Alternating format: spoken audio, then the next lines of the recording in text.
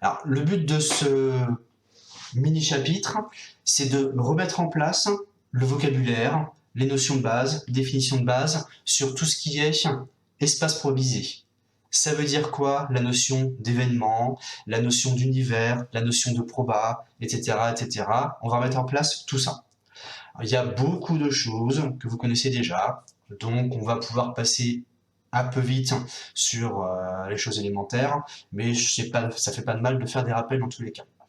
Alors, le principe, ce qu'il faut avoir en tête, c'est que lorsqu'on fait des probas, on modélise, au sens scientifique du terme, une expérience réelle. Donc on a une expérience qui a un résultat imprévisible, lié au hasard, une expérience aléatoire, et on s'intéresse, on a envie de faire des calculs autour de ça. Alors, les événements, le nom utilisé c'est événements, les situations auxquelles on va être confronté, on appelle ça des événements tout simplement. Alors plus précisément, un événement, c'est la réalisation d'un certain fait. Exemple type, une pièce lancée a donné pile ou face. Si on ne peut pas toujours déterminer le résultat possible, en général on peut préciser un ensemble de résultats possibles. Et exemple type, si on a 2 dés cubiques qu'on lance numérotés de 1 à 6, on va noter dans l'ordre le numéro obtenu. Donc on imagine qu'il y a le premier dé et ensuite le deuxième dé. Si on introduit un ordre, ça veut dire qu'on va plutôt modéliser avec des listes. Pourquoi des listes? Parce qu'il y a l'ordre et il y a des répétitions possibles. Lorsqu'on lance 2 fois un dé, il peut y avoir 2 fois le même chiffre. Donc le modèle utilisé ici, ce sera des listes. On va modéliser avec un couple de 1, 6 au carré. Un événement qu'on peut envisager, c'est la somme des numéros fait 6. Cet événement, ça correspond à l'ensemble de couples dans le modèle, 1, 5, 2, 4, etc. jusqu'à 5, 1. Si on regarde l'événement, la somme des chiffres est positive, ça c'est quelque chose qui est toujours vrai, donc on va l'associer à l'ensemble tout entier, ce qui sera définitivement notre univers. L'événement, la somme des chiffres négative, n'est jamais vérifiée, donc lui sera associé à l'ensemble vide. Et, morale un petit peu, chacun de ces événements va être associé à une partie, c'est un petit peu ça le mot clé, à une partie de l'univers. Donc ça, c'est l'idée générale. De manière plus formelle, qu'est-ce qu'on dit? Définition d'univers, à chaque expérience aléatoire, on va associer un ensemble oméga, qui sera ou bien donné, ou bien ce sera à vous de construire, composé de tous les résultats possibles. Cet ensemble, c'est l'univers, et chacun des événements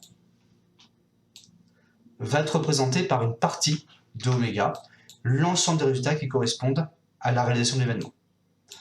Alors, petite remarque, on va pas trop, en proba, on va être un peu flexible sur la notation, on fera une espèce d'identification entre l'événement, par exemple, le résultat du dé est égal à 3, et l'ensemble considéré. Donc on fera des espèces d'égalité entre des phrases entre guillemets et des ensembles. Mais c'est un peu l'usage dans les probas. Alors, petit avertissement, ça c'est au niveau contrainte. Le problème de sup se limite aux univers finis. Ça veut dire que dans le cadre strict du programme, notre ensemble oméga, ce sera un ensemble fini. Alors, en revanche, ne vous inquiétez pas, on peut quand même faire des choses rigolotes, parce qu'avoir un univers fini ne signifie pas qu'il ne peut pas dépendre de paramètres qui, eux, peuvent grandir. Il y a une nuance. Et ça peut sembler mystérieux, je l'écris quand même pour être complet, on suppose que toute partie de l'univers correspond à un événement. Ça, c'est beaucoup plus difficile que ça en a l'air, mais c'est pas le point de propos aujourd'hui. Alors, sur ces événements, 2 grands types d'événements, l'événement certain, l'événement impossible. Bon, je les souligne, mais ça normalement vous les connaissez. L'événement certain, c'est oméga tout entier. L'événement impossible, c'est quand il y a quelque chose d'irréalisable, ça correspond à l'ensemble vide. L'événement contraire, ça pareil, on va souligner vite fait. L'événement contraire de A, c'est A bar, qui est associé à l'événement oméga privé de A. Exemple, l'événement certain et l'événement impossible sont toujours contraires, et le contraire de A bar, on retombe sur grand A.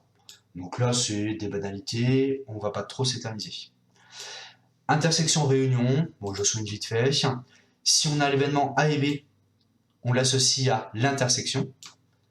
Et si on a, je saute tout de suite là-dessus, A ou B, on l'associe à l'événement, à l'ensemble, à une B. Et on retrouve des mots qu'on connaît. Lorsqu'on a deux événements qui ont une intersection vide, on va pouvoir dire qu'ils sont disjoints ou, dans le langage des probas, on va assez souvent dire incompatibles. Parce que, ça, je ne peux pas forcément souligner ça. Ça, c'est juste vocabulaire. Je vais mettre un petit coup en fluo, parce que ça correspond un petit peu au terme du langage courant. Voilà. Est-ce que là-dessus, je vais passer rapidement, il y a des questions pour ces histoires d'opérations sur les événements?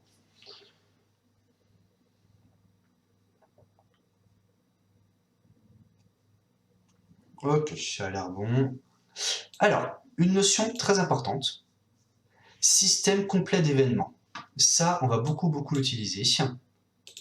Donc, je vais vous l'encadrer. Ce qu'on va appeler un système complet d'événements, c'est quoi? C'est une famille d'événements qui va décrire toutes les situations possibles. Alors, attention, par exemple, pour un dé, on peut se dire effectivement, il y a le résultat vaut 1, ou 2, ou 3, ou 4, ou 5, ou 6, et il y a 6 événements possibles. C'est pas forcément ça. Des fois, ça peut être par rapport à une situation donnée, par rapport à un problème concret, entre guillemets. Exemple, le résultat du dé est pair, ou bien impair. Ça peut être deux événements qui vont former un système complet d'événements. Mathématiquement, qu'est-ce qu'on demande? On demande que les AI recouvrent grand oméga. Ça signifie que lorsqu'on fait la réunion de tous ces événements, on a oméga tout entier. Aucune situation n'a été oubliée. Et on demande que les événements soient 2 à 2 incompatibles. Ça signifie que les intersections 2 à 2 sont vides. Ça signifie qu'un événement ne peut jamais être présent dans 2D AI simultanément. Donc, exemple, par rapport à ce que je dis à l'oral, avoir un résultat pair ou impair, ça forme deux événements qui forment un système complet, parce que pair ou impair, ça recouvre bien toutes les possibilités, et on ne peut pas avoir simultanément un résultat pair et impair. On peut avoir des choses un petit peu différentes, par exemple, si on reprend l'idée du dé, si notre univers c'est 1, 2, 3, 4, 5, 6, parce qu'on lance un dé, on peut avoir, première situation, le résultat vaut 1, deuxième situation, le résultat vaut 3, 5, troisième situation, le résultat vaut 2, 4, 6. On peut imaginer par exemple qu'il y a des faces colorées associées aux valeurs. Là, il y a du rouge, là, il y a du vert, là, il y a du bleu. Et donc, ça correspondra aux couleurs rouge, vert, bleu sur chacune des faces. Pourquoi pas? Un petit truc intéressant, qu'on utilisera finalement assez fréquemment, quel que soit l'événement qui nous intéresse, A un bar, c'est un système complet d'événements. C'est logique, et ça servira assez fréquemment. Est-ce qu'il y a des questions sur cette définition? N'hésitez pas, parce que ça, c'est un truc qu'on va utiliser beaucoup.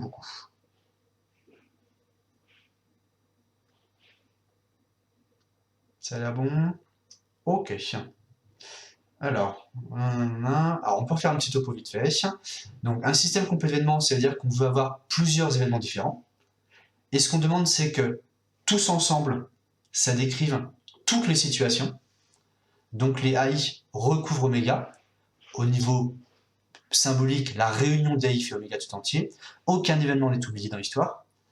Et on ne veut pas que un même événement corresponde à deux situations, à deux AI différents. Donc ça veut dire qu'on demande que les intersections 2 à 2 soient vides, les événements soient 2 à 2 incompatibles. Exemple par rapport au lancer de dés, si on mettait 1, 2, 3, 5 et ensuite 2, 4, 6, le 2 serait présent dans deux endroits, ça n'irait pas. Et si le 6 était enlevé, ça n'irait pas non plus parce qu'il y aurait une valeur qui aurait été oubliée. Alors, événement élémentaire. Donc ça correspond justement à la situation la plus simple pour avoir un système complet d'événements.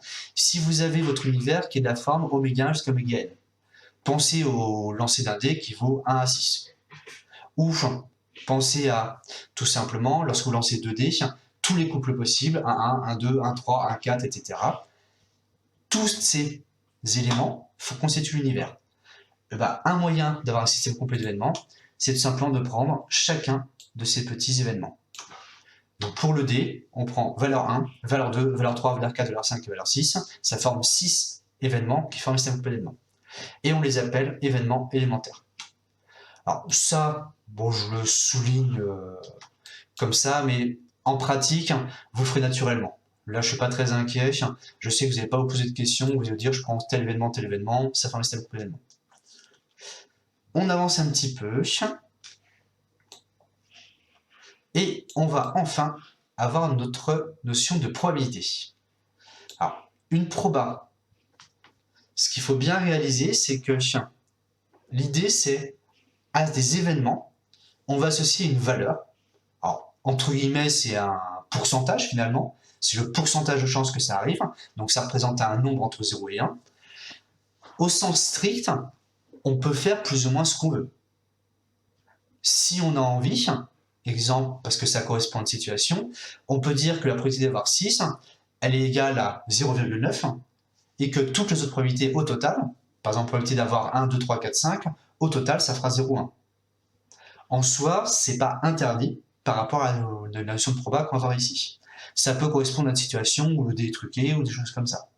Donc, ce qu'il faut bien réaliser, c'est que dans certaines situations, avoir une proba un petit peu tarabiscotée, ça pourra nous aider pour des utilisations données. Alors, qu'est-ce qu'on veut? On va avoir une application qui va de P de oméga dans 0,1. Alors, ça peut sembler bizarre ce P de oméga, rappelez-vous, un événement, c'est une partie de l'univers. Donc si notre univers c'est 1,6, une partie de l'univers, ça pourrait être 1, 3, 4.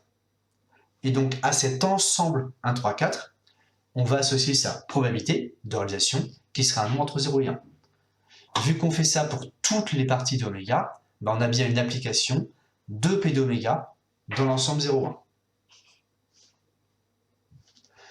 Ensuite, on va demander comme contrainte, comme hypothèse, que P d'oméga soit égal à 1.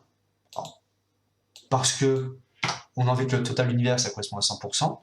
Et on demande surtout, ça c'est la probabilité clé, que lorsqu'on a deux parties disjointes, la probabilité de la réunion soit la somme des probas. Donc ça, c'est une définition. Ça veut dire qu'on dit une proba, c'est une application qui vérifie ça. Alors, tac.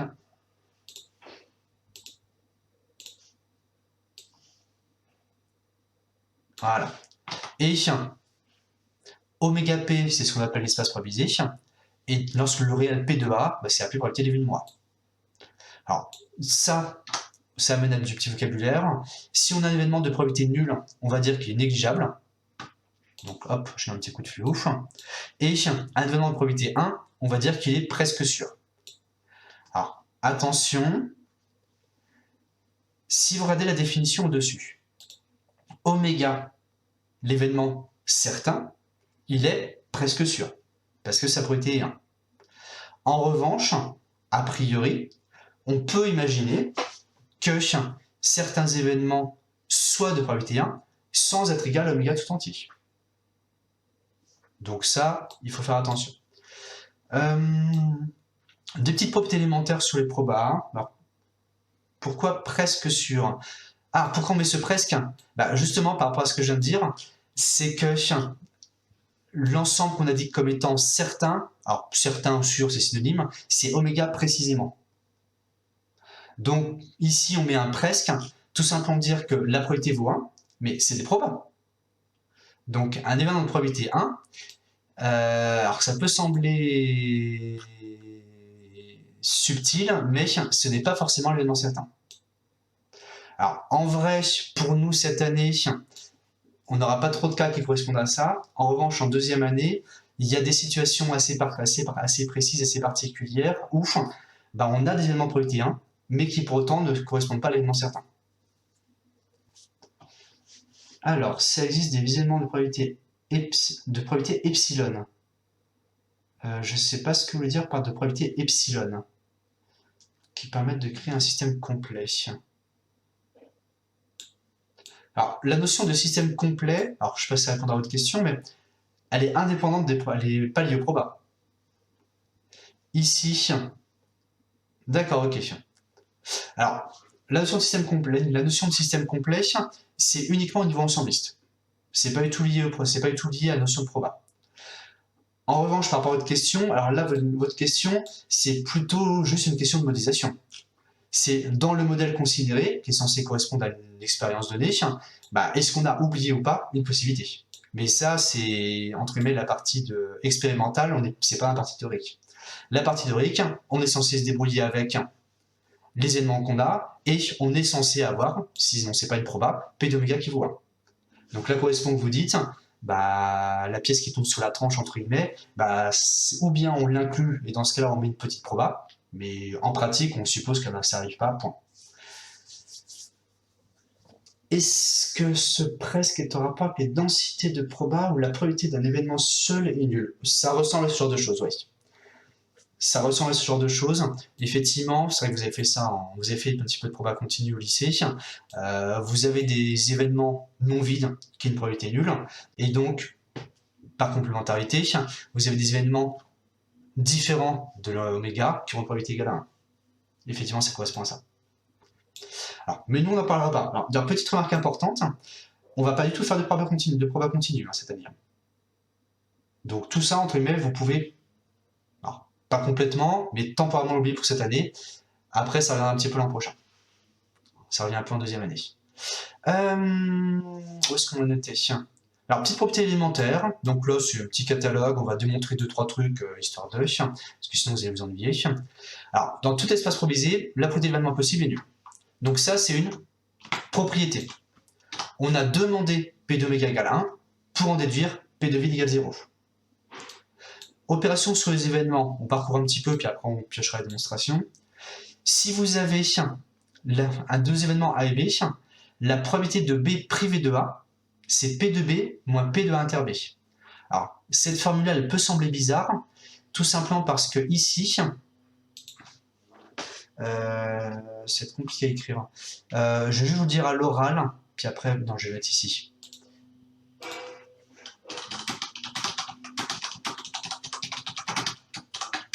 On n'a pas forcément B includant A. C'est dans l'autre sens, excusez-moi, je change mes lettres. Donc, mettez une petite note. Pour ce petit a, on ne demande pas forcément que A, donc ça c'est un symbole inclus. J'ai mis un C majuscule, mais je vais l'écrire en toutes lettres. Voilà. On ne demande pas forcément que A soit inclus dans B. C'est pour ça qu'il y a ce P de A inter B un peu bizarroïde. On va faire un dessin juste après. La probabilité de A bar, c'est un moins P de A. Alors ça a l'air de rien, mais on va utiliser un paquet de fois. Et propriété de croissance, que de temps en temps va être utilisée, mais qui est logique. Si A est inclus dans B, P de A plus petit que P de B. Et dernière petite formule. Hop, je vais vous l'encadrer.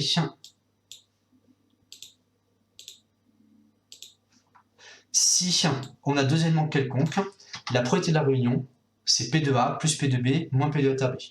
Donc ça, normalement, vous l'avez déjà vu aussi. Attention, là on est passé sur des probas, mais on retrouve le même genre de formule que pour cardinal.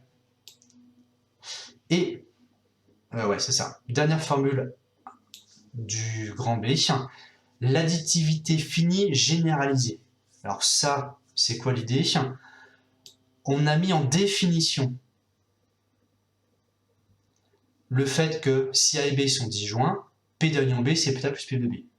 Mais si au lieu de deux parties, vous avez 3, 4, 5, bah, ça marche aussi. Attention, on demande que les éléments soient 2 à 2 disjoints, 2 à 2 incompatibles. Ça, c'est important parce que sinon, vous aurez des soucis. Mais normalement, exemple type avec un système complet d'éléments, ça fonctionne. Alors, des petites démonstrations. Je vous mets le tableau blanc à côté. Alors, au niveau de démonstration, bon, on va faire la proposition 2, ça prend 10 secondes. Et puis après, sur la proposition 3, on va faire un petit dessin pour le A, puis on fera le C, par exemple.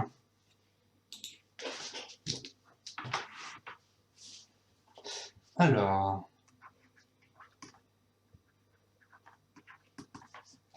donc démonstration 2, cette fois-ci, on veut démontrer qu'à partir du vide, c'est 0. Alors, tout simplement,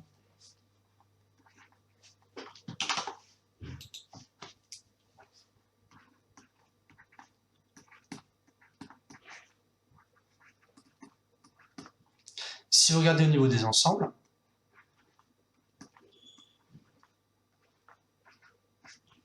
on peut écrire de manière toute bête, oméga, c'est oméga union l'ensemble vide. Et si on passe au proba, on va donc avoir P d'oméga qui est égal à P de oméga, excusez-moi, union vide. Du côté gauche, on peut l'écrire tout de suite, P d'oméga, c'est égal à 1. Donc ça, c'est définition de proba. Et du côté droit, oméga, je vais l'écrire comme ceci, hop.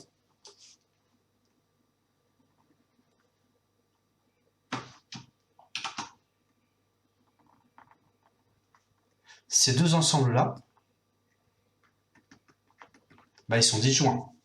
L'ensemble vide, par définition, il est disjoint de tout le monde. Conséquence du côté droit, on peut découper ça en P d'oméga plus P de l'ensemble vide. C'est gagné.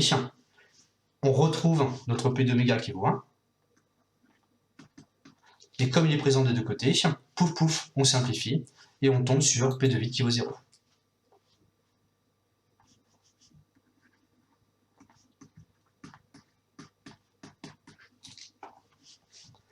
Hop, je vais un tout petit peu faire la mise en page. Je mets ça là, comme ça. Ah, j'ai fait une bêtise. C'est la catastrophe. Non, c'est bon. Hop là. Alors, est-ce qu'on peut dire que l'ensemble vide est l'élément contraire de forme et utiliser la formule. Attention, on ne peut pas utiliser la formule qu'on n'a pas encore démontrée. Si vous pensez à la formule du complémentaire, on va la démontrer juste après. Donc ce serait pas logique.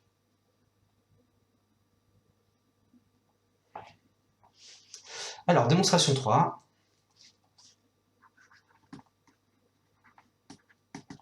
Alors, on va faire un petit dessin qui correspond à la situation du A et du B. Je vais mettre un peu de couleur. Donc, on va imaginer que notre ensemble global, pardon. Hop. Hop. Hop et hop. Bon, là, j'ai un tout petit peu gommé. Voilà. Ensuite, dedans, on a nos deux événements qui vont être grand A et grand B. Alors, il faut que je fasse pas trop petit.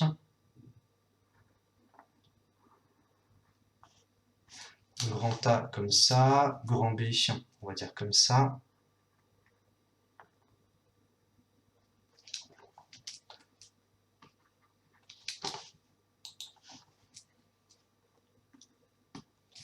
Et alors, dans quel sens je l'ai mis? J'ai mis P de B privé de A. Donc, B privé de A, tout simplement, ça va se retrouver ici. Donc, je vais faire la petite hachure.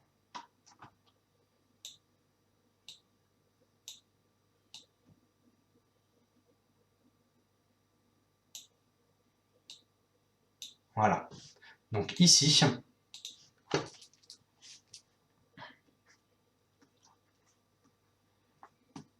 c'est B privé de A, c'est-à-dire les éléments de B qui ne sont pas dans A.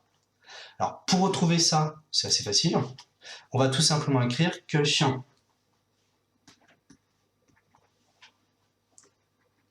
l'ensemble B, on peut le voir comme étant la réunion B privé de A. Alors, on peut l'écrire, je vais mettre ça juste comme première étape, comme B privé de A, union A.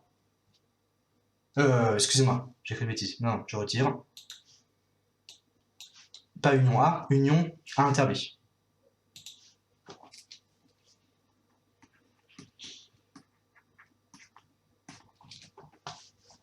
Or, si on regarde l'événement B privé de A et l'événement A inter B, ils sont disjoints. Donc lui et lui.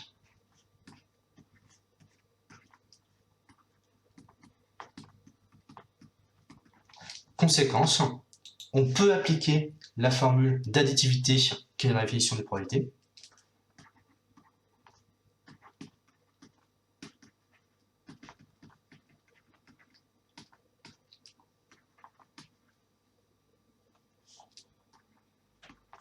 Pour en déduire que P de B, j'ai à peu près assez de place, j'en suis sûr.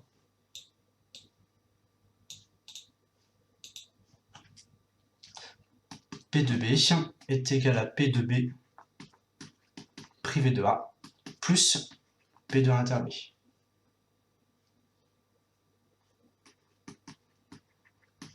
C'est-à-dire, alors nous on voulait dans le sens P de B, on le voulait dans le sens P de B privé de A, c'est ça.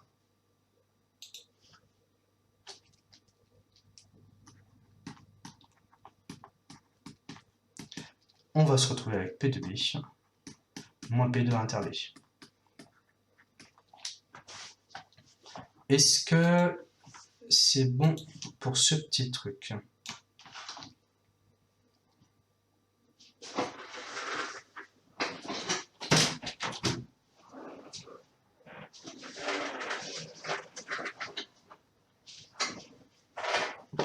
Donc ça, c'est pour le petit a.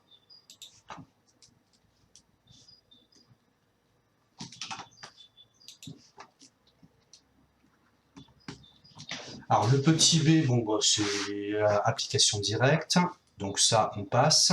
Et le petit c, j'avais dit qu'on ferait juste celui-ci rapidement. Donc le petit c, si jamais on a a inclus dans b,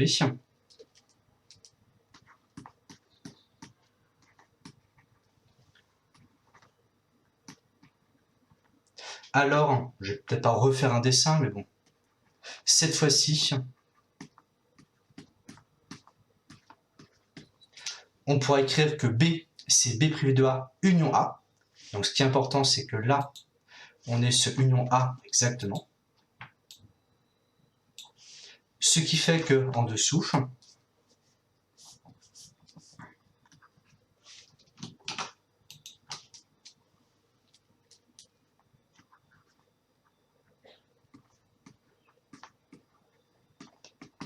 P de B, c'est P de B privé de A plus P de A.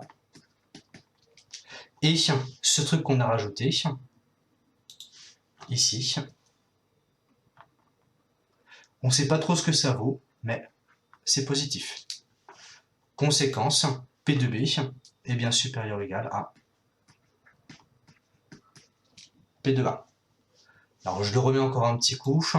On a utilisé que ici,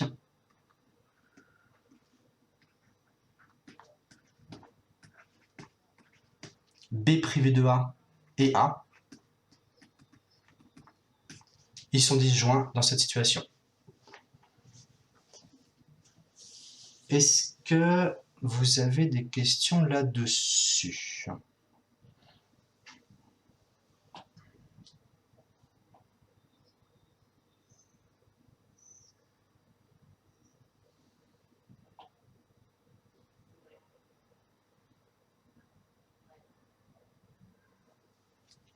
Alors, ça a l'air bon.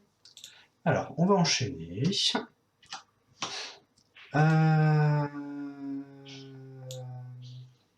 oui, pardon, j'ai pas démontré la proposition 4. On va faire ça vite fait. Pour le cas général, mais bon, ça marche tout seul. Ah, question posée. Alors, si P de B égale P de A, alors B égale... Ah bah non, pas du tout. Ah bah non. Exemple tout bête, vous lancez un dé équilibré, la probabilité d'avoir 2 et la probabilité d'avoir 5, c'est les mêmes, un sixième. Pour autant, avoir 2 ou avoir 5, c'est pas la même chose. Donc non, non, non, non, non, non, non. Alors, le P de B1 positif, alors, petit rappel, donc ça c'est la définition. On a demandé, alors attendez, je remets le PDF un petit peu plus grand. on a demandé d'un déficient de proba, donc là en haut du PDF, que ce soit une application à valeur dans 0,1. En particulier, si c'est à valeur dans 0,1, c'est toujours positif. Donc, c'est pas lié au fait que ce soit B' de A, c'est lié au fait que P de quelque chose, c'est positif. C'est tout.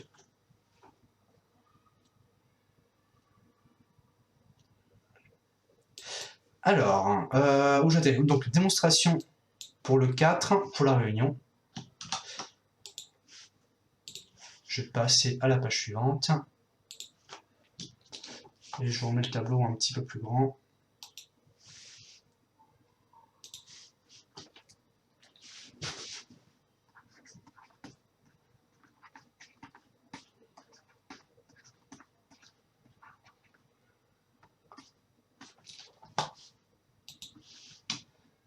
Alors, on va refaire un petit schéma vite fait. Oula. Comme ça, comme ça, comme ça, et comme ça. Là-dedans, on va avoir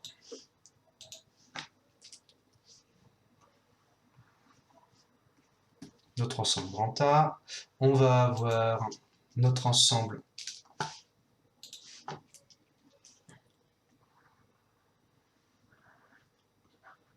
grand B. Et on va avoir ici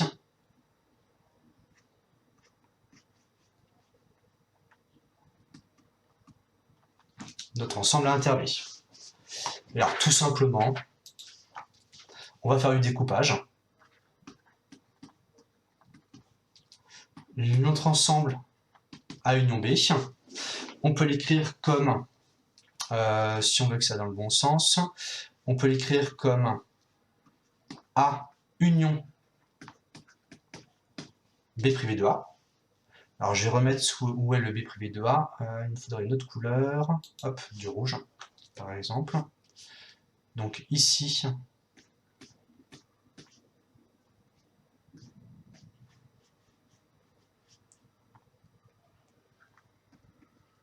on a B' de A.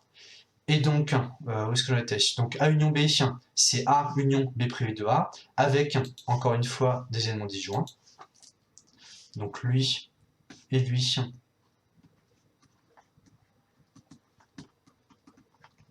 Ils sont disjoints. Donc,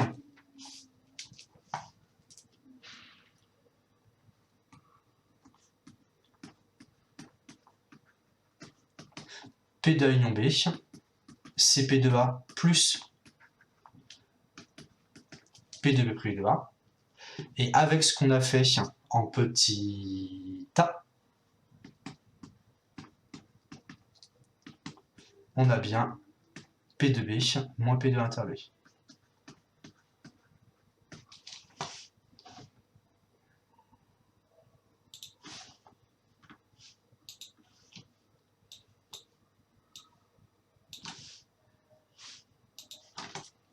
Donc ça,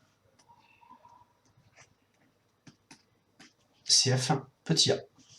Et bah c'est bon, on a la formule. Donc c'est pas du tout méchant, c'est pas du tout méchant à obtenir cette formule-là. Est-ce que c'est à peu près bon pour ce truc-là?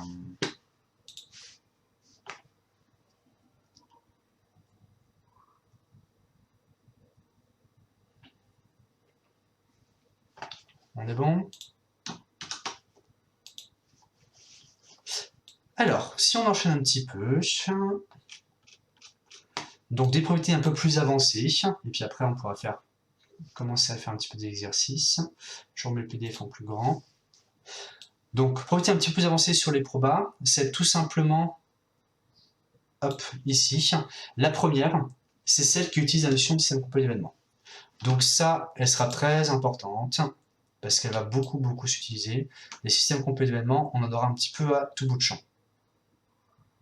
Ici. Alors, la démonstration ultra simple. Vous verrez, c'est juste une petite bidouille de calcul. Au niveau de l'utilisation, ce sera assez poussé. Donc, hypothèse, un espace prévisible, oméga P, classique, et un système complet d'événements.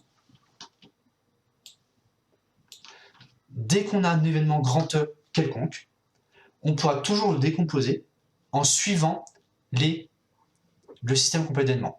Ça veut dire quoi? notre P de E, on pourra le décomposer comme la somme des P de E inter à I, tout simplement. Je repasse ce PDF en grand.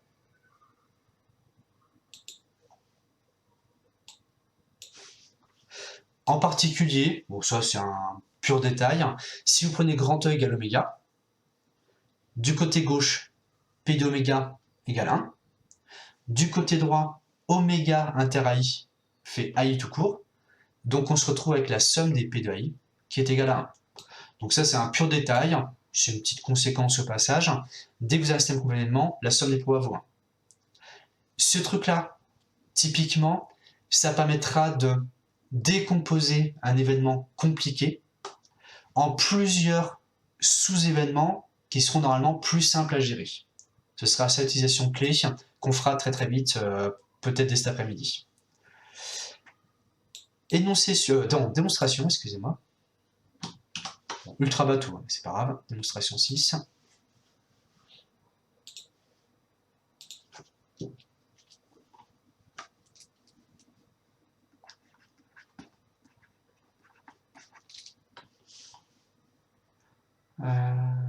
Hop là.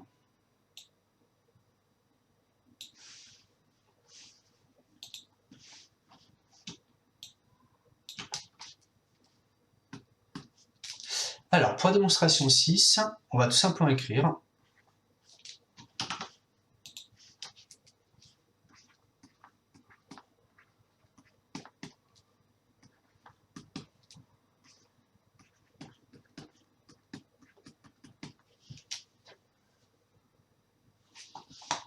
alors je vais mettre plutôt, je vais reprendre la notation de l'énoncé, j'ai mis quoi? J'ai mis un son grand I ou j'ai mis un petit dans un N. Donc on écrit que oméga, c'est la réunion pour I allant de 1 jusqu'à N d'AI. Donc ça, c'est dans la définition de système complet d'événements. SCE, c'est système complet d'événements. Ensuite, si on passe à grand E,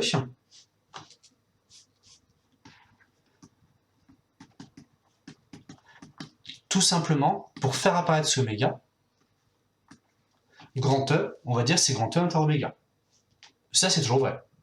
Vu que oméga, c'est l'événement certain, c'est l'univers tout entier, n'importe quel événement est écrit grand E inter oméga. On va donc pouvoir le transformer comme étant grand E inter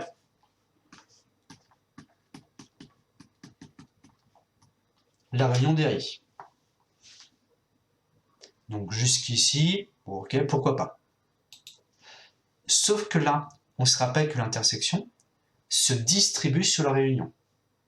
Conséquence, on va pouvoir poursuivre un petit peu et se retrouver avec la réunion pour I allant de 1 jusqu'à N. Et, entre parenthèses, on aura les E inter à I. Est-ce que jusqu'ici, c'est à peu près bon?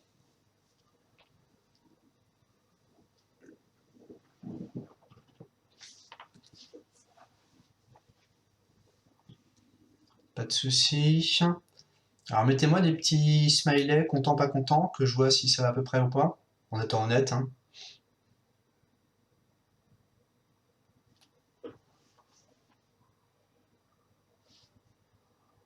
Ça va à peu près?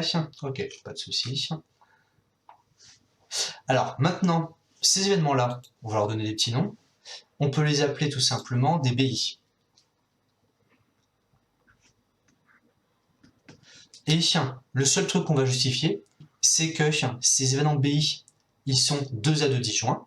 Donc on va faire un petit calcul dans un coin. Et en utilisant qu'ils sont 2 à 2 disjoints, on va peut-être commencer par ça maintenant, on va en déduire que P de E, ce sera la somme des P de E inter à I. Donc ici, je vais mettre ça dans un petit coin ici.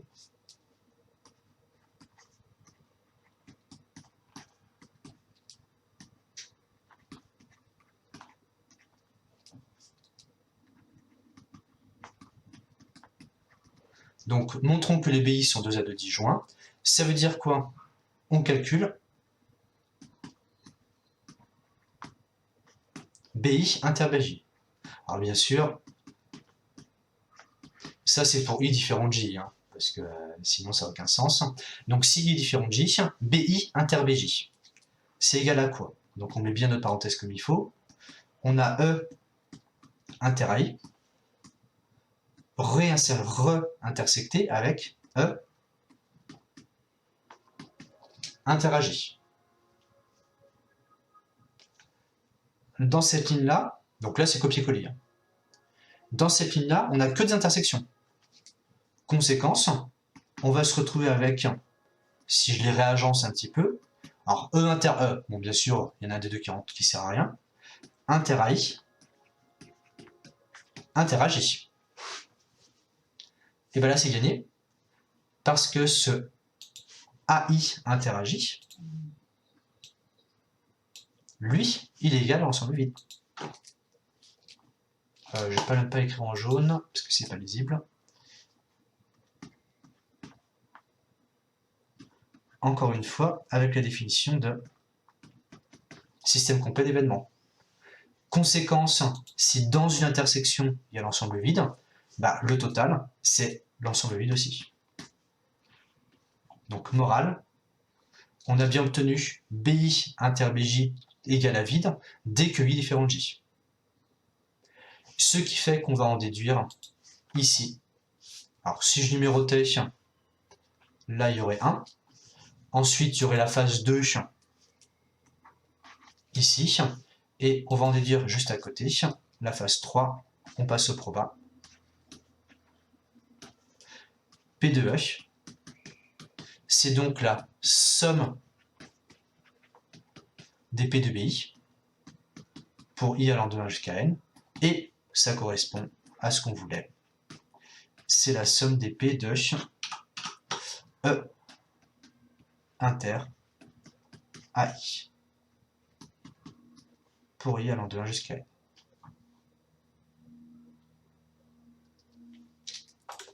Et on a gagné.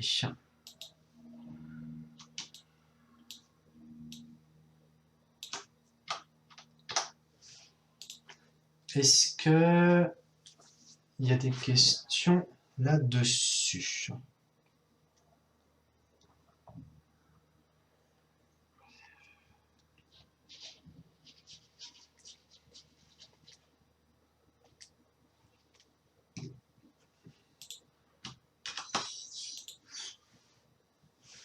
Ok, ça a l'air bon. Alors, dernière petite propriété. Alors, elle est un petit peu abstraite, mais en vrai, quand vous la ramenez plus un petit peu en exercice, vous allez vous rendre compte que finalement, c'est pas grand-chose. L'idée, c'est d'arriver à trouver une condition pour déterminer une probabilité en se fixant les valeurs des probabilités sur les singletons. Alors, dit comme ça, c'est un peu tarbiscoté. Imaginez tout bêtement, on prend un dé, encore une fois, c'est l'exemple récurrent, qui donne un chiffre entre 1 et 6. Alors effectivement, il y a le cas classique où vous mettez des probabilités 1/6 partout. Donc ça, vous connaissez bien. Mais on peut imaginer un dé truqué, et donc se dire, bah, peut-être que j'aurai des probabilités complètement différentes. Peut-être que le premier, ce sera en fait un 12e, ensuite ce sera un 20e, et après il y aura d'autres valeurs un petit peu tarbiscotées. La question c'est, à quelles conditions sur ces valeurs de petites probas affectées à chacun des résultats du dé, est-ce que ça a un sens? Est-ce qu'on aura une vraie probabilité? Je rappelle les conditions. Une vraie probabilité, c'est quoi? L'additivité et P d'oméga qui vaut 1. Alors, tout simplement, la seule chose qui va apporter une vraie contrainte, ce sera le P d'oméga égale à 1. Si vous pensez à toutes les petites probas élémentaires, le fait que P de oméga soit égal à 1, ça va nous mener au fait que la somme de ces petits chiffres doit être égale à 1. Et en fait, ce sera une condition nécessaire et suffisante pour garantir l'existence d'une proba. Donc au niveau formel, c'est l'énoncé que je vais vous mettre en plus grand ici. Donc théorème 7. Si vous avez un grand oméga égale oméga 1 oméga n, si vous avez des petits réels positifs P1, Pn qui sont probablement des petites probas, on va avoir une équivalence entre ces deux points suivants. Le fait qu'il existe une probabilité telle que P de oméga I, P de oméga I égale PI, ça va tout simplement être associé à la condition P1 plus etc. plus P1 égale 1. Et une fois que ces conditions sont vérifiées, on a cette espèce de formule un peu mystérieuse. P de A, ça va être la somme des PI, mais pas pour tous les I, seulement pour les I tels que oméga I est dans grand A. Alors, il va me dire, oh là, ça veut dire quoi ce truc-là? Exemple tout bête, encore une fois à l'oral, vous avez, pour votre D, vous vous demandez, est-ce que le résultat est pair? Avoir un résultat pair, ça veut dire qu'on prend oméga égale 2, oméga égale 4 ou oméga égale 6. Donc au niveau des probabilités, on va faire P de oméga égale 2 plus P de oméga égale 4 plus P de oméga égale 6, ce qui fera donc P2 plus P4 plus P6. Donc, de manière en vrai, ce truc-là, vous allez utiliser de manière naturelle, presque sans vous poser de questions. Si vous avez un événement qui se décompose, bah vous le décomposerez et vous ferez la somme des probas qui iront bien. Donc je ne suis pas très inquiet, c'est un peu abstrait quand on veut le formaliser, mais en vrai, ça s'utilise naturellement. La seule chose à retenir, vous, c'est cette condition-là, qui vous servira de temps en temps pour justifier l'existence d'une proba. On ne va pas en dire plus, on ne va pas le démontrer. On va tout de suite passer au cas de l'équiprobabilité, donc que vous connaissez très bien. Si vous avez un univers fini de non vide, si vous voulez avoir une probabilité qui met la même valeur sur tous les éléments élémentaires, c'est possible, en prenant 1 sur canal d'oméga comme probabilité. Donc si vous avez 48 valeurs possibles, de 1 jusqu'à 48, si vous voulez la même proba partout, il faudra mettre un 48e partout. Si vous avez 6 valeurs possibles, comme pour un dé, il faudra mettre un 6e partout. C'est tout. Et dans ce cas-là, vu qu'on fait la somme de ces constantes sur un ensemble, on va se retrouver avec cette formule-là en dessous. Donc là, je vais tout souligner. Je vais tout encadrer, pardon. Et on va retrouver, avec la formule au-dessus, le fait que P de E, c'est le cardinal de grand E sur le cardinal d'oméga.